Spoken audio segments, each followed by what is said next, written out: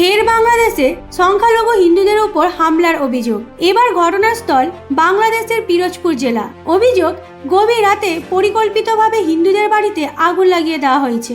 এই অগ্নিকাণ্ডে পুড়ে ছাই হয়ে গিয়েছে অন্তত 5টি হিন্দু পরিবারের বাড়ি। ক্ষতিগ্রস্ত পরিবারগুলি সাহা পরিবারের সদস্য বলে জানা গিয়েছে। আগুনে ভস্মীভূত হয়েছে পলাশ সাহা, শিব সাহা, দীপ সাহা, শ্যামলেন্দু সাহা ও অশোক সাহার বাড়ি। প্রত্যক্ষদর্শীদের দাবি, রাতের অন্ধকারে দুষ্কৃতীরা বাড়িগুলোতে আগুন লাগিয়ে দ্রুত এলাকা ছেড়ে পালায়। এই ঘটনাকে কেন্দ্র করে এলাকায় চরম আতঙ্ক ছড়িয়েছে। প্রাণ বাঁচাতে বহু পরিবার ঘর ছেড়ে পালাতে বাধ্য হয়েছে।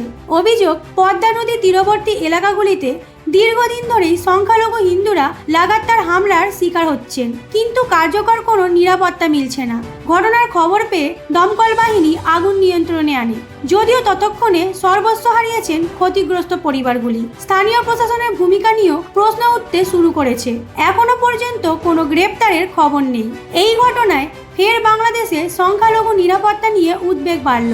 মানবাধিকার সংগঠনগুলি অবিলম্বে দোষীদের গ্রেপ্তার ও ক্ষতিগ্রস্তদের নিরাপত্তা নিশ্চিত করার দাবি জানিয়েছে।